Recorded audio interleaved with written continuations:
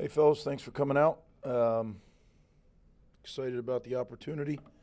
Want to first congratulate Kyle Monungai for being named Big Ten Offensive Player of the Week. He certainly deserves it.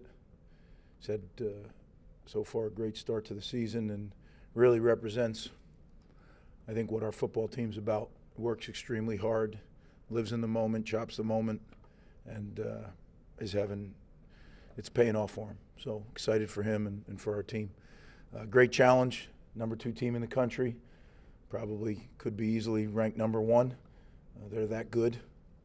And there's absolutely no weaknesses in this team. When you look at what they have, their offensive line, 2-time reigning Joe Moore Offensive Line of the Year. They have an experienced quarterback who can both run and throw accurately at deep, do all the things. He's a future first-rounder at quarterback. They have 2 running backs that are as good as anybody's in the country. A slew of receivers, tight ends. Flip it over to defense. Their defensive line is maybe the best in the country. Big, physical, deep. Linebackers run and hit. Secondary covers well. Kicking game, they have specialists that are arguably the best in the nation. So definitely a tall order, but we need to make sure we take care of us. That's what we need to do, and that's what we'll do in preparation. And then great opportunity to go out to Ann Arbor and go play. So looking forward to it. Greg, just going back to Kyle Monungai, what have you seen from him, the way he's kind of developed in the time that you've had him, and what he's done to become a formidable Big Ten back? Yeah, he's worked incredibly hard, both his physical development in the strength and conditioning area, become a student of the game. Oftentimes running backs can get away just by being naturally talented guys, and he is naturally talented, but he's worked very hard to understand run schemes, understand pass protections, and most importantly, understand defenses. So I think he's now what I would call a guy who's in that final quarter of his development here, and those are the guys that we need. You mentioned Kyle being Player of the Week. Seems like there's some more eyeballs on your program after starting 3-0. Can you feel any extra excitement from your players, from the fans going into this huge game? I know our players are excited about playing it. It's definitely a great test for us. I think we're so kind of isolated in this building and what we do. And, I don't look at stuff, so I wouldn't know that. I don't see very many people other than our staff, our players, and my wife. So I can't tell you that. I'm probably the worst one in the world to ask about that. But I'm excited to have a great opportunity. You guys played Michigan pretty tough the last 5 of the last 6 halves, two games in a row, 21 and 20 in the first half of last year. Why do you think that is? What has allowed you guys to have success, and what do you think is missing to get? Yeah, I don't know. If I knew what was missing, I would have employed it and done it and hopefully won the game. But, I think, one thing about our guys, they work so hard and they're so focused that given the opportunity, they're going to be ready to go. Will it be good enough? I don't know. But we're going to go give it everything we got. Coach, first road trip of the year, going to the big house, over 100,000 fans, very intimidating environment to play in. How do you, as a coach, sort of prepare your players the best that you can to face that kind of an environment?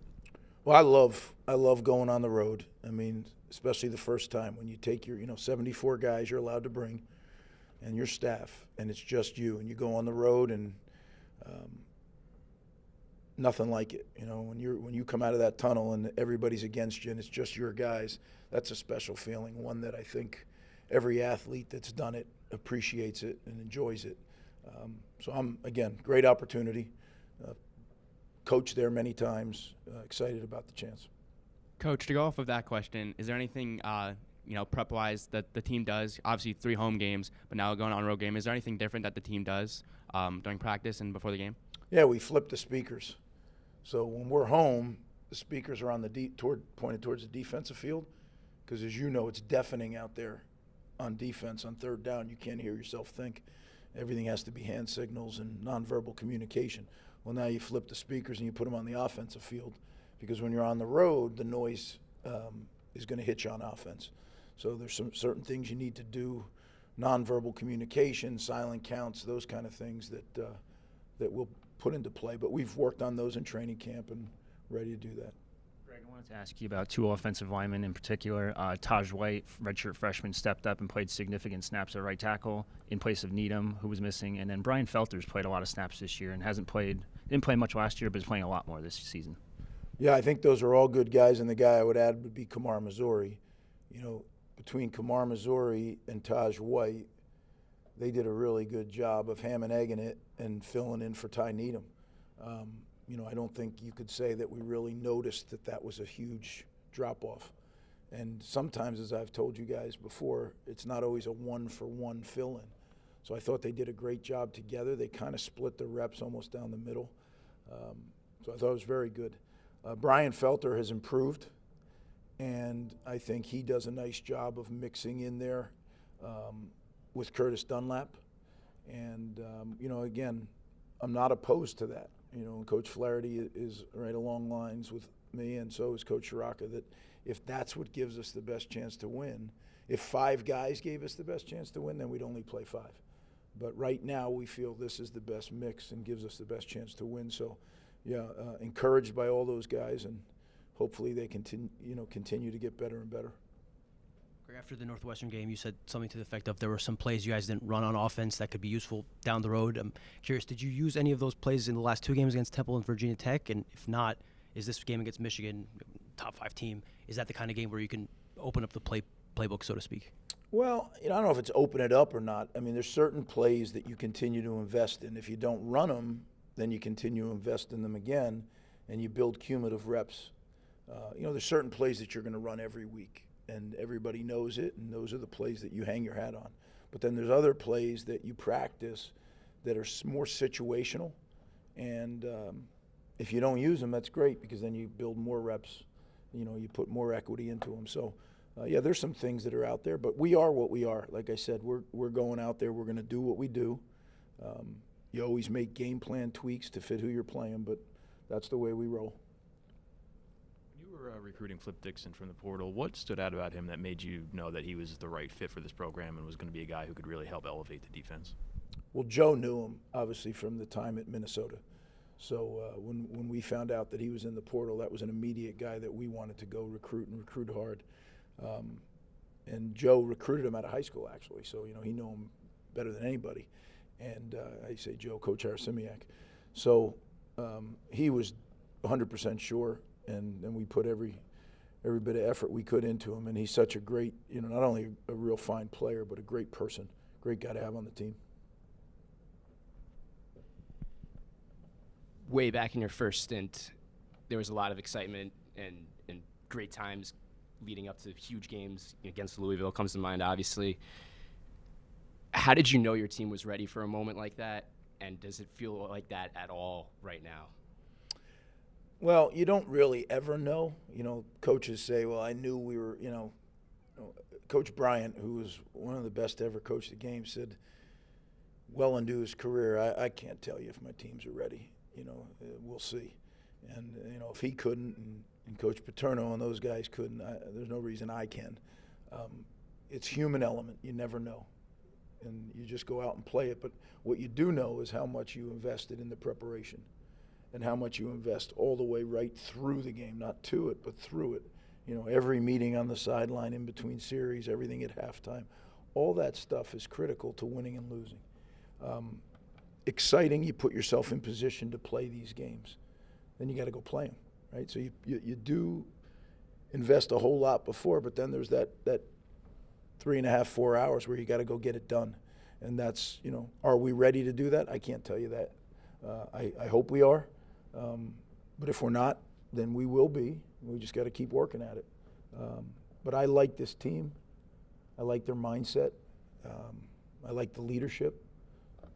Let's go play it. Coach, I know you talked in the opening part of the press conference about Kyle Monangai and, you know, the start he's had. How do you feel about how the rest of the running back room is coming along as you move further along into the season? Very encouraged. Great question. Very encouraged by the running back room. You know, you go right through it. Sam Brown is coming back from his surgery, and I think he's getting closer and closer to being in game shape. You know, Jashawn Benjamin has already showed us that he is a Big Ten running back. He's done things at a level that freshmen rarely do. Most importantly, take care of the football. He's really stout with that. Aaron Young is working his way back from an injury, so when he's ready to go, I think he'll give us some flexibility there in different situations. And then Al-Shadi Salam is also worked his way back from an injury, and I think he is ready to go and is, it gives us real position flexibility. So I think those 5 guys are really a good group of running backs. Quick two-part on Gavin. One, how have you seen? How do you think he's done as a passer through the first 3 games? Are you satisfied with the progress he's made in that respect? And going on the road, probably the biggest atmosphere he's going to play in so far. I don't think he played at Ohio State last year. How do you feel like he'll be able to do in an environment like that, and can he continue that progress on the road? Yeah, I think Gavin's improving by the day. I thought he did a great job Saturday. 3 games into the season, he's protected the football the way we've asked him. He had some bad luck Saturday. I mean, he had 3 drops and 2 route errors, 2 route busts. So, if you take those 5 and maybe you call 4 of them completions, that really changes the complexion. We didn't throw much. We didn't need to throw much. We were running effectively, and that was the kind of game it was. Every game is different. We could throw the ball 60 times this week. You never know what it's going to take, but you do whatever it takes to win the game, or it gives you the best chance to win the game. But I'm pleased with his development. He continues to really prepare his tail off, and I think his nose is pointed up. Greg, looking back, you've coached against Harbaugh in NFL. You've coached against him at the college level. What kind of relationship, if any, do you have with him? I have a lot of respect for Jim. He's an excellent football coach. Knows how to get the most out of his organization. I don't, have a close relationship. It's more professional, but ultimate respect. Thank you, guys.